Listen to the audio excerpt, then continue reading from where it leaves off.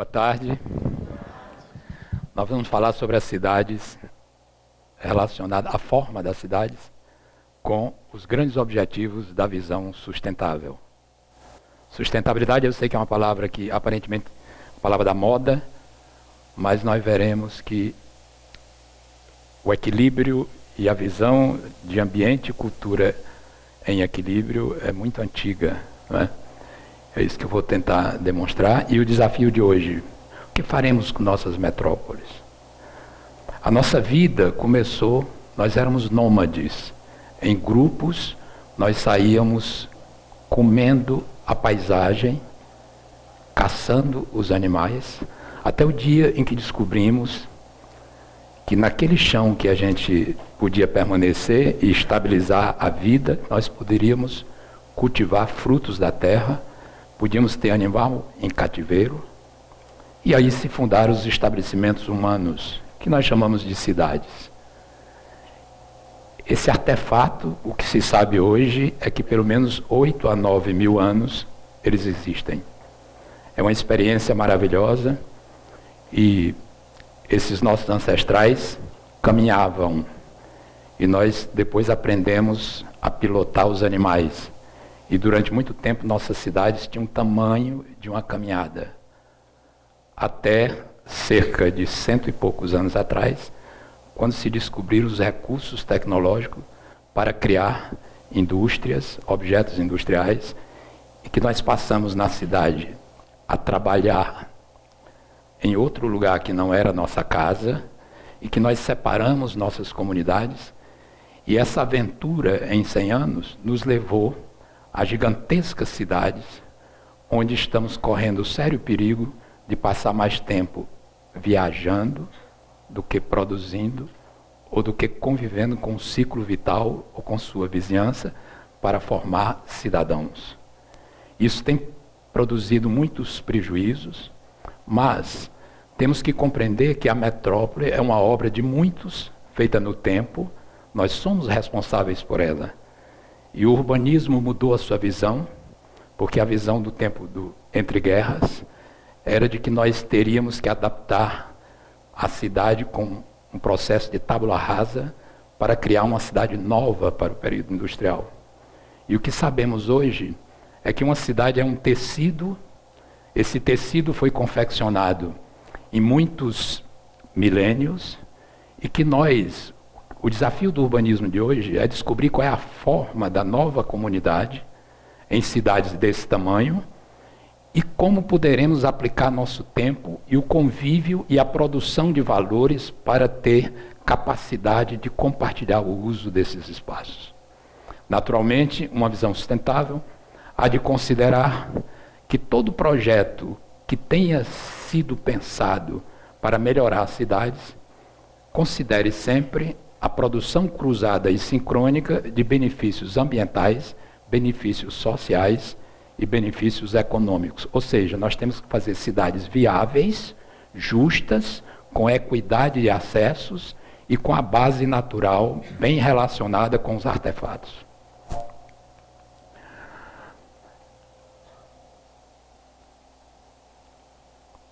Vamos imaginar uma cidade, vamos trabalhar com um modelo aqui. Vou aproveitar a ideia do modelo. Uma cidade do tipo litorânea. Poderia ser uma cidade desenvolvida no interior também.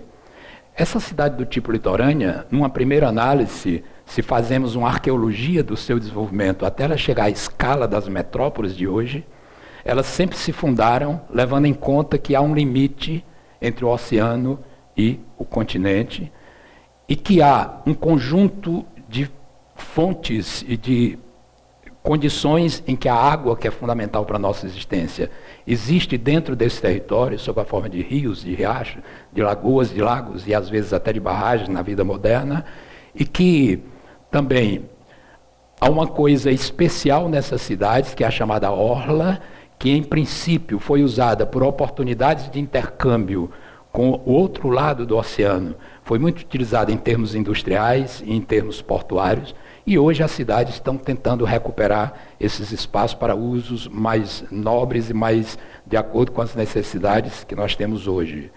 E também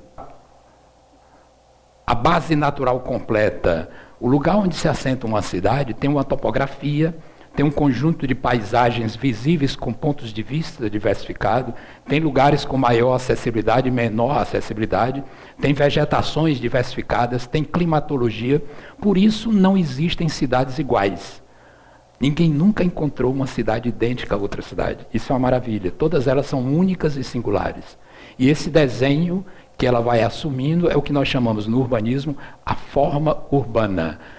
Esse assunto que nós estamos tratando visa esclarecer para nós, como cidadãos que usamos a metrópole, de que maneira a forma urbana pode contribuir para o nosso conforto, de que maneira a forma urbana pode produzir situações memoráveis, de que maneira uma forma urbana faz amar uma cidade e de que maneira uma forma urbana torna esse convívio compartilhável e com acessibilidade justa e com boa equidade na sua acessibilidade.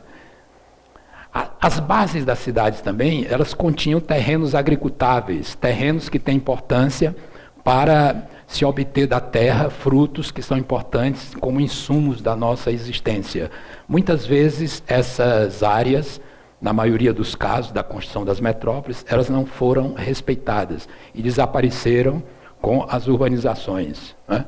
O que vai acontecer numa situação desse tipo é que a zona, digamos assim, de privilégio em termos de intercâmbio, que é a interface entre um rio principal e o mar, por exemplo, vai ser um lugar convergente que vai atrair habitantes dispersos para situações, através de caminhos históricos, de convergência.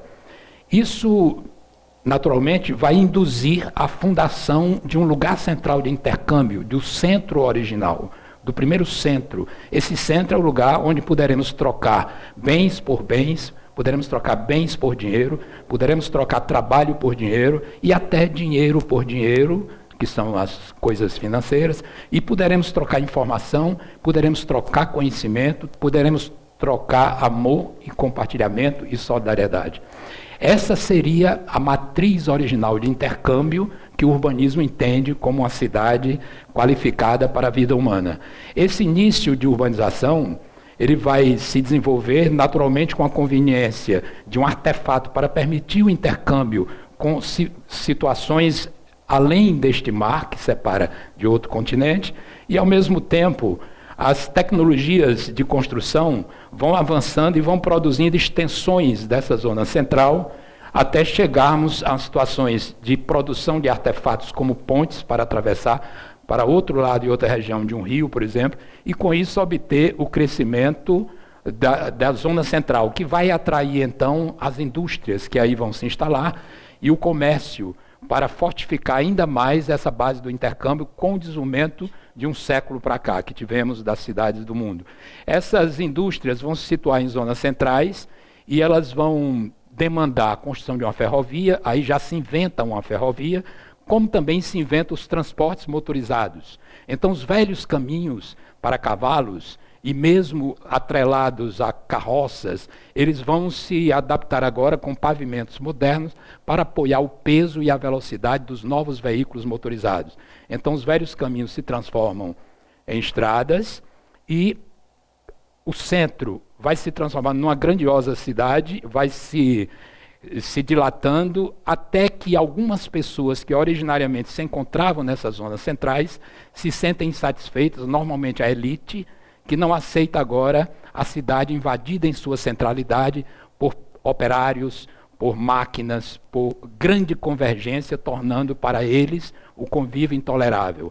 Essas classes vão sair do centro para produzir protótipos de novas formas de habitar no subúrbio, em cidades verdes, inicialmente conectadas por bonde, puxado por tração animal, depois bondes elétricos, e nessa época aqui já podendo também se comunicar através de vias e automóveis, não é?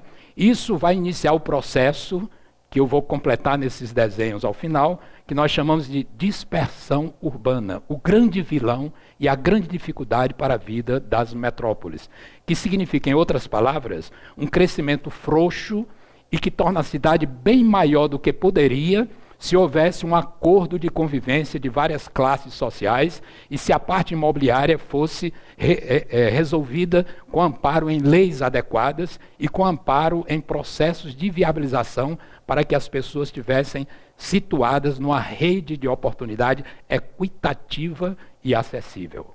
Esse é o problema da metrópole moderna. Então, essa urbanização desses núcleos vai provocar em torno dela maiores urbanizações ainda.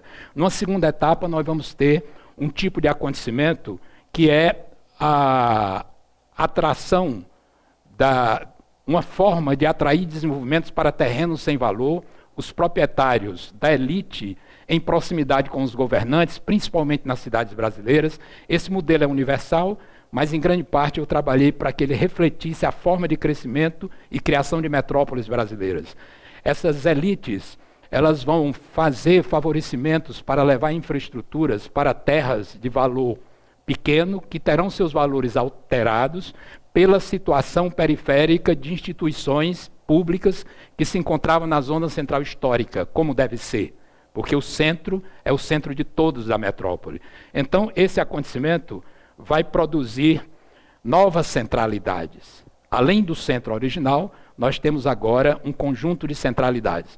O ser humano cria centralidades porque ele precisa dessa base central em sua situação. No caso brasileiro, essa centralidade não tem muito sucesso porque ela é parcial na medida em que os centros de emprego, os centros de serviço, os centros de educação, parece-me às vezes que até de uma maneira perversa, foram colocadas em tal distância que essas pessoas passam um dia a trabalhar e a viajar e as comunidades são vazias. Portanto, essa centralidade não se completa, porque essa forma de pêndulo de movimentos não vai permitir a estabilização econômica de cada centralidade dessa. Então elas serão sempre parciais. Mas mesmo assim elas existem porque os humanos precisam ter essa situação de policentralidade numa metrópole.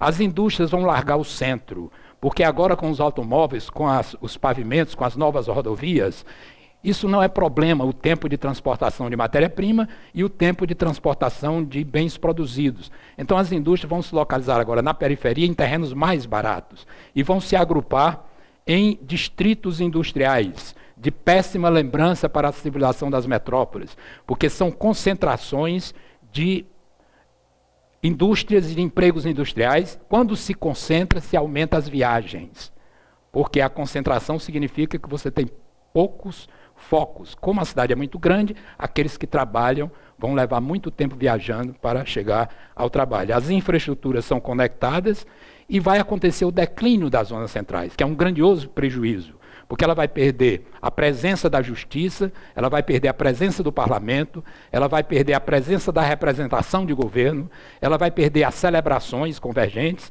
ela vai perder a cultura e vai deixar a sua herança cultural edificada em estado de abandono, sem encontrar usos modernos para ela, e esses preciosos valores arquitetônicos ficam produzindo enormes prejuízos, além da infraestrutura.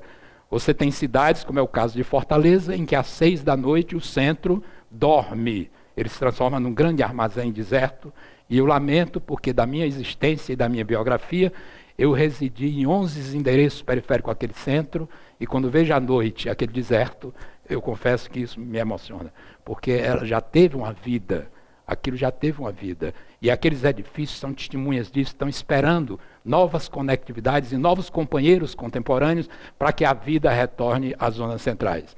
É um prejuízo cultural e um prejuízo muito grande para a vida da cidade. Aí vai acontecer nas cidades brasileiras uma atração para essas oportunidades, porque as oportunidades não vêm para todas as cidades nas regiões, vêm para algumas. O nosso crescimento é irregular. Então, essa situação vai produzir a atração de bolsões de pobreza e favelas situadas em áreas de risco, e também o próprio governo, durante 30 anos no Brasil, vai situar habitações em posições remotas com conjuntos habitacionais, sem emprego, sem moradia, sem educação, e põe esse povo também a viajar distâncias incríveis. E, por fim, nós vamos ter uma situação de solução para o convívio com as metrópoles. Qual seria a solução? Era desenhar a comunidade da nossa era, que é representada por esses círculos amarelos, onde um sistema de transporte passa por todas elas, e esse núcleo se dá prioridade à moradia de idosos, moradia de casais sem filhos, moradia de casais em início de carreira, moradia de comerciários e todos aqueles que não precisam nem querem usar o automóvel, mas têm o direito e o privilégio da escolha de usar o transporte público, agora viável nesse rosário, e as cidades podem inserir no seu velho tecido, sem destruir o velho tecido, podem inserir vários corredores desse tipo, pode retirar o desenvolvimento industrial do centro, pode levar o porto industrial e comercial para situações distantes, liberá-lo para transformar num porto de turismo e fazer com que a ferrovia se transforme em transporte público de qualidade e não mais de carga, que se instalem em zonas centrais sistemas locais de transporte e, dessa maneira, se construa a cidade da nossa era em cima da base da velha metrópole, com a situação desses centros de emprego industrial distribuídos como um confete em alcance por bicicleta em terra plana em 20 minutos, ou seja, 8 quilômetros.